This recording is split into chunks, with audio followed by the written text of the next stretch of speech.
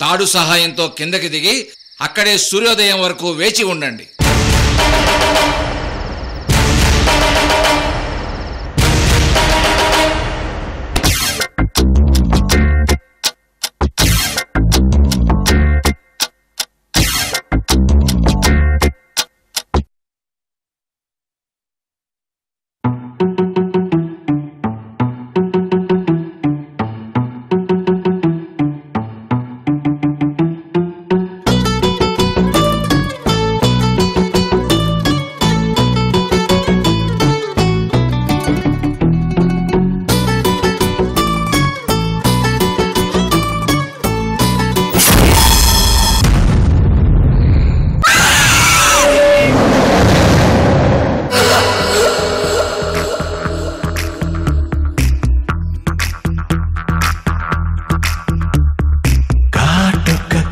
చూస్తే పోతుందే మతి పోతుందే, చాటుగా నడుమును చూస్తే పోతుందే మతి పోతుందే, ఘాటుగా పెదవులు చూస్తే పోతుందే మతి పోతుందే, లాటుగా సొగసులు చూస్తే పోతుందే మతి పోతుందే, లేటుగా ఇంతంతాన్ని చూసానా అనిపిస్తుందా, నా మనసే నీ వైపు వస్తుందే, ఇదేదో బాగుందే చలి.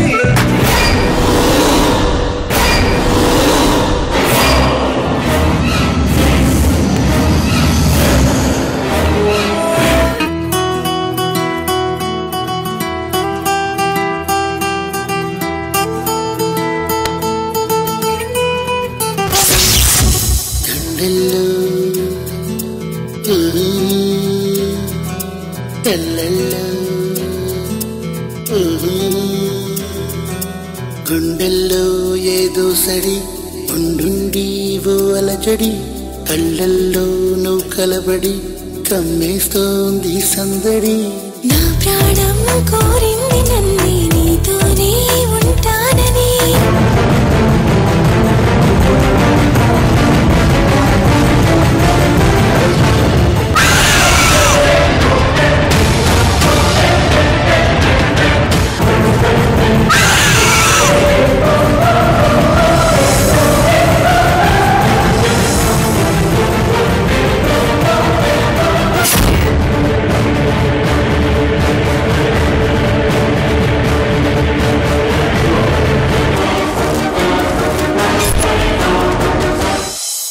నువ్వు ఇక్కడున్నావేంటి? అది పార్టీకి స్నిగ్ధ గారు నాకు చెప్పకుండా తీసుకొచ్చారు.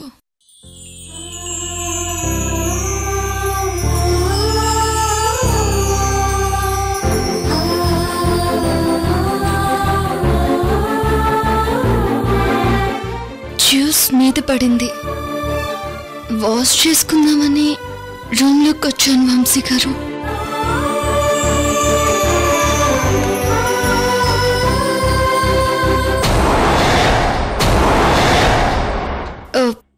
రూమ్ దగ్గరకు వచ్చాక కరెంట్ పోయింది.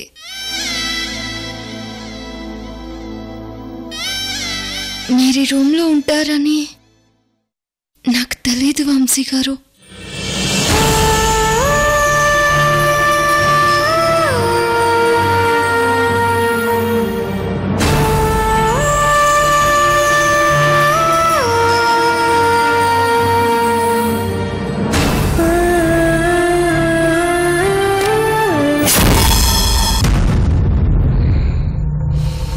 వంశీ రూమ్ ఇదే స్నిగ్ధ.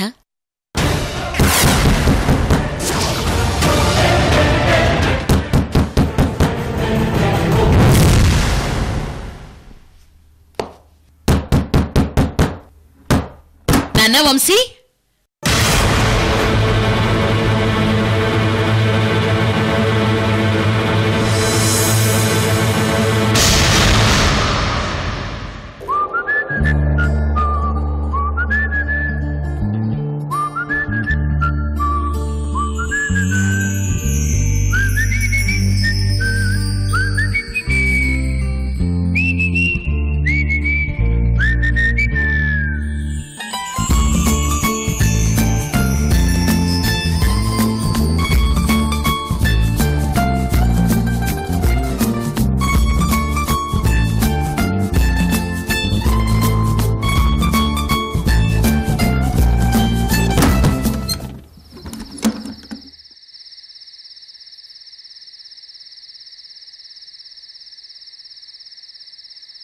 వంశీ, నాన్న వంశీ,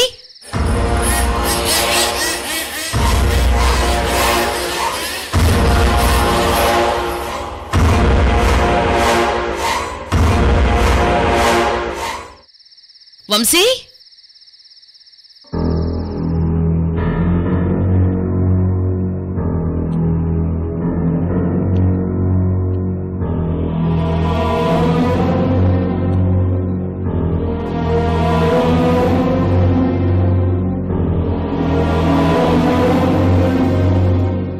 వంశీ, నాన్న వంశీ,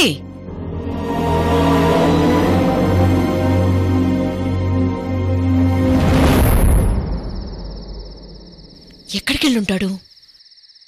రెడీ అయ్యి ఫంక్షన్లో జాయిన్ అయి ఉంటాడా? అవునంటీ, ఫంక్షన్లోకి వెళ్లారేమో వంశీ గారు.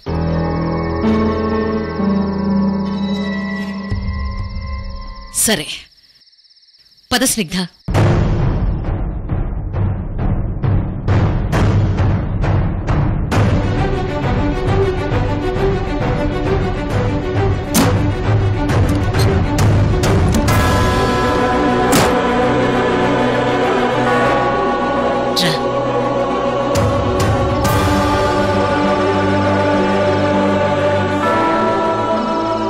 ఈ పాటికి వదిన అన్నయ్య రూంలోకి వెళ్ళుంటుంది. ఇద్దరూ ఒకరినొకరు చూసుకుని ఉంటారు. హమ్ ఆప్కే కౌన్ దిల్తో పాగల్ హే.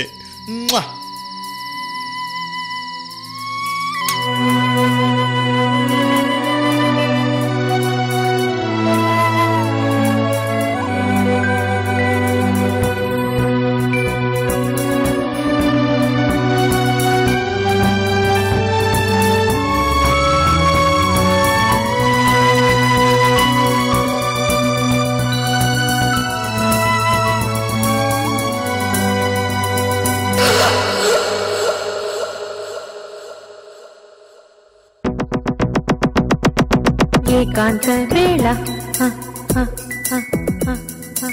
ఏకాంత సేవ నీ కొంటే గోల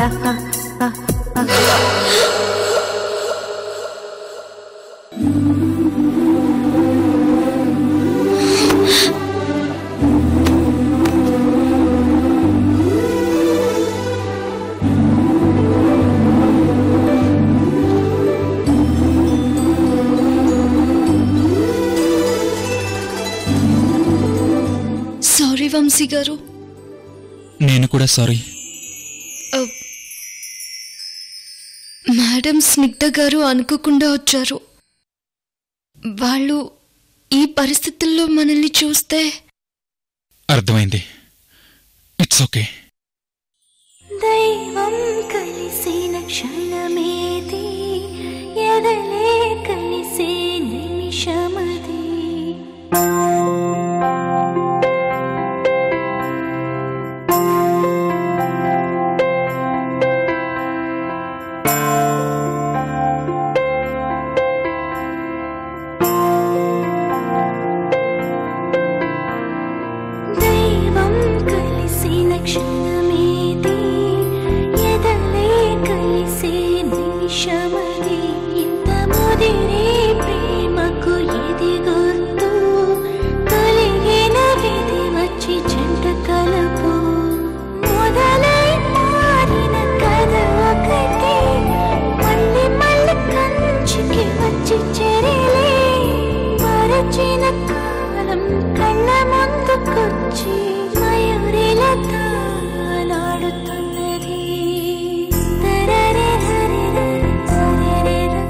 వేరే రూమ్లోకి వెళ్ళి వాష్ చేసుకుంటాను.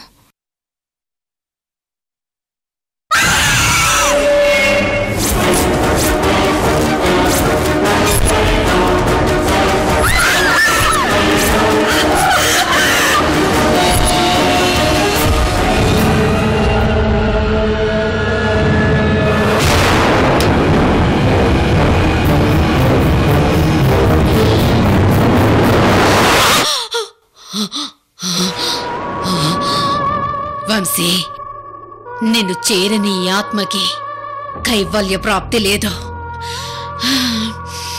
నీవుడే నాకు కైలాస ప్రాప్తి వంశీ.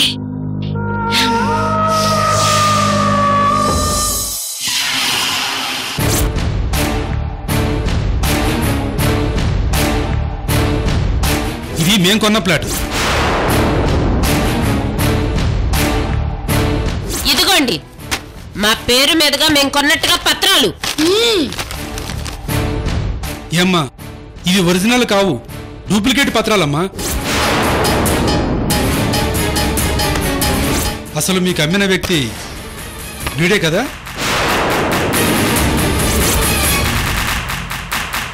అయ్యో ఇతను ఈ అపార్ట్మెంట్ వాచ్మెన్ అమ్మా. ఒరిజినల్ డాక్యుమెంట్స్ ఇలా ఉంటాయి చూడండి. నిజంగా నాకేం తెలీదయ్యా. ఉసే ఈ ఫ్లాట్ కొనిచ్చిన బ్రోకర్ ఎవరే? మయూరి అయ్యా. మయూరినా? మయూరి కొనుక్కోవాలనుకుంటాదయ్యా, కానీ నేను కొనుక్కున్నాను. అయ్యో అవునయ్యా, మయూరిని నన్ను మోసం చేసినదయ్యా. ఏమి మయూరి నిన్నెందుకు మోసం చేస్తుందే? తను కూడా కొనుక్కుంటే నీలాగే తను కూడా మోసపోయేది. ఆవిడ అదృష్టం బాగుంది కాబట్టి బతికిపోయింది. లేదయ్యా, నన్ను కావాలని ఇరికిచ్చినది. ఒకసారి ఫోన్ చేయండి అయ్యా. చంపేస్తా. నువ్వు మోసపోయి ఎవరి మీద తోసేస్తావేంటే? అయినా మయూరి ఎవరే? మన బంధువే. కృష్ణవేణి అలివేణి కోడళ్ళుగా ఉన్న ఇంటికి ఆడపడితే ఇప్పుడు మయూరి మనల్ని మోసం చేసిన బయట ఎవరికైనా చెప్తే ఏం జరుగుతుందో తెలుసా? ఏమవుతుందయ్యా? ఏమవుతుందా? రత్నప్రభ గారు మనల్ని చీప్ గా చూస్తారే. మయూరి నాకేం తెలియదంటే ఏం చేస్తావే? గొడవ పడతావా? మరి గెట్టగయ్యా. ఎంత పని చేసావే.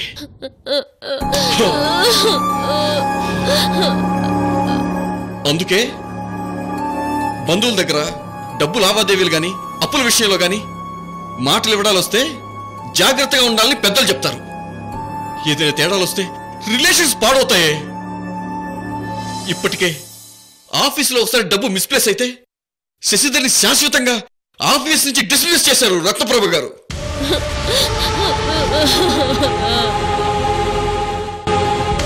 పాపం ఆ ఇంటి అల్లుడు గేట్ వాచ్మెన్ అయ్యాక ఆ ఇంటి ఆడపడుచు తన భర్తని గేట్ కీపర్ గా చూసి ఎంత బాధపడి ఉంటుంది.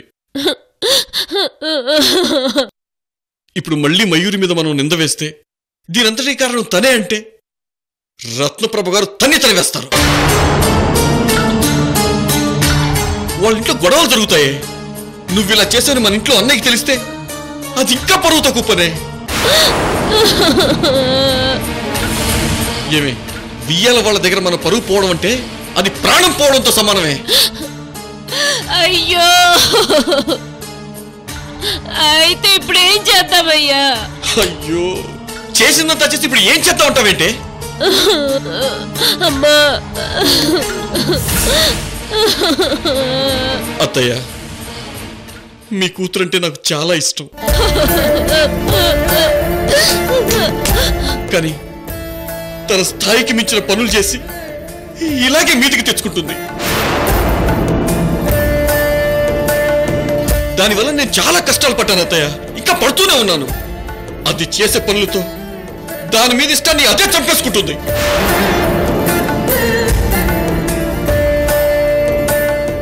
సరే, ఆ బిల్డర్తో నేను మాట్లాడతాను. మీకోసమే నేను వెయిటింగ్. నమస్తే సార్, నా పేరు శ్యామలరావు, ఈ బిల్డింగ్ ఓనర్ని. సార్ నమస్తే, నా పేరు వీరభద్రం. నా భార్య తొందరపాటుతనం వల్ల మేము మోసపోయాం. అసలు నాకేం అర్థం కావట్లేదు సార్. సారీ వీరభద్రం గారు, మీ ఆవిడ్ని మోసం చేసింది వాచ్మెన్. వాడు మహా మోసగాడని మేము చాలా ఆలస్యంగా తెలుసుకున్నాం. నాకు తెలిసిన ఈ ఏరియా ఎస్ఐ ఉంటే ఫోన్ చేసి మొత్తం చెప్పాను. వాడిని పట్టుకుని ఎంక్వైరీ చేస్తానన్నాడు. అవును చంద్రకళ, ఆ డబ్బు వాడికే ఇచ్చావా? అవునయ్యా, మొత్తం డబ్బులు వాడికే ఇచ్చినానయ్యా. ఎంత పని చేసావే. నాకు ఒక మాట చెప్పుంటే ఆ రోజు నేను వచ్చుండేవాడిని. అసలేదో డూప్లికేట్ అని తెలుసుకుని ఉండేవాడిని. నీ దురాశతో ఇంతవరకు తీసుకొచ్చావు.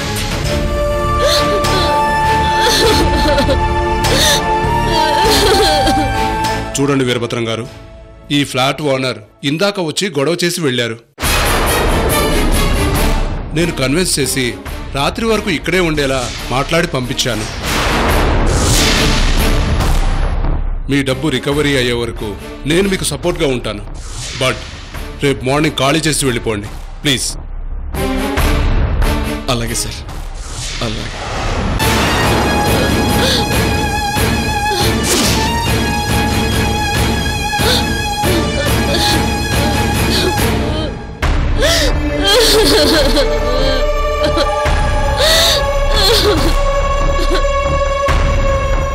బ్రెయిన్ సర్జరీ చేయాలి. అది 1 వీక్లోనే చేయాలి, లేకపోతే పేషెంట్ చచ్చిపోతుంది.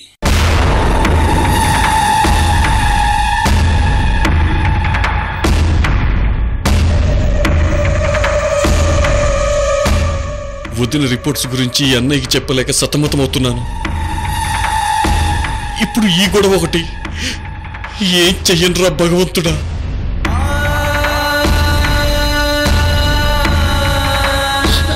అమ్మా, ఉమ్మడి కుటుంబం నుంచి బయటికి రావాలన్న ఆశతో నా భార్య తప్పటడుగు వేసింది. డబ్బు పోగొట్టుకుంది. పిచ్చిది. దాన్ని తిట్టాలా, కొట్టాలా, చంపాలా, లేకపోతే దాని అమాయకత్వం చూసి నవ్వుకోవాలా? నాకేమీ అర్థం కావట్లేదు స్వామి. అల్లుడు గారు, ఏంటి అల్లుడు గారు ఈ కన్నీళ్ళు? నీ కూతురు చేసిన పనికి ఖరీదు ఈ కన్నీళ్ళు.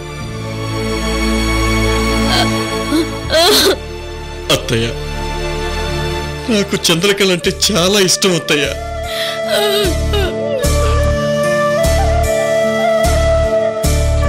ఇష్టం కూడా కాదత్తయ్య, నా ప్రాణం అత్తయ్య.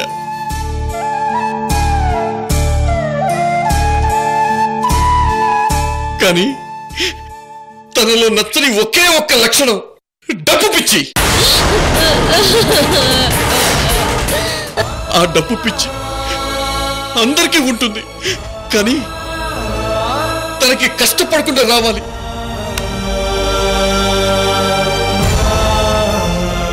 అది ఎలా సాధ్యం అత్తయ్య? ఎలా సాధ్యం?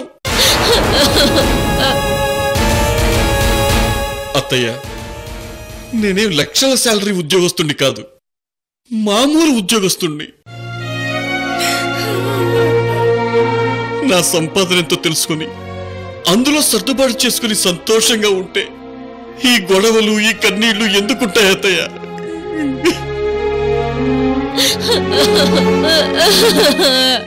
అత్తయ్య, భార్య అనేది కరెక్ట్ గా లేకపోతే ఈ ప్రపంచంలో ఏ మొగుడు కరెక్ట్ గా ఉండడు. ఏ కుటుంబం బాగుపడదు అత్తయ్య, బాగుపడదు. అయ్యో,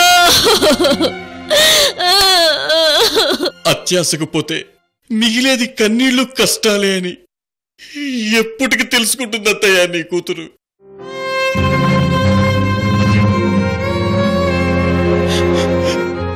నా కన్నీళ్లు చూసేనా మారమని మీ కూతురికి చెప్పండి అత్తయ్య, చెప్పండి.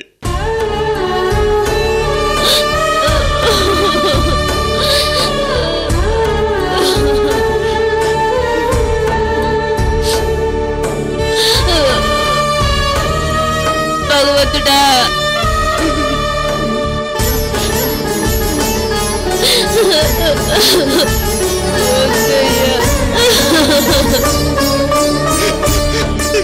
చెప్పండి అత్తయ్య, చెప్పండి. అమ్మా, అమ్మా,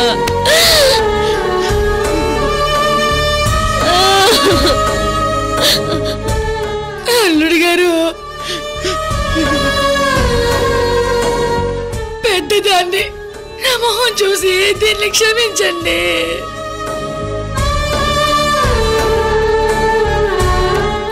ఇది దారుణంగా మోసపోయింది అల్లుడు గారు. డబ్బులు పోయినాయి, పైగా ఉమ్మడి కుటుంబంలోంచి బయటకు వచ్చేసినాము. ఇప్పుడు ఈ విషయం బయటకు కానీ మీ అన్నయ్య కానీ తెలిస్తే బాగుండదు అల్లుడు గారు. రేపొద్దున్నే గుట్టు చప్పుడు కాకుండా ఇంటికి వస్తాం. తీసుకెళ్ళండి అల్లుడు గారు, తీసుకెళ్ళండి. ఇదే చివరిసారి అనుకుని చంద్రకల్ని వదిలేయండి అల్లుడు. ఇక్కడి నుంచి బుద్ధి తెచ్చుకుని ఉమ్మడి కుటుంబంలోనే ఉంటుంది. ఇంకా ఎక్కడి ఉమ్మడి కుటుంబం అత్తయ్య? ఆల్రెడీ అన్నయ్య వదిలికి మేము బయటికి వెళ్ళి వేరే కాపురం పెట్టామని తెలిసిపోయింది అత్తయ్య, తెలిసిపోయింది.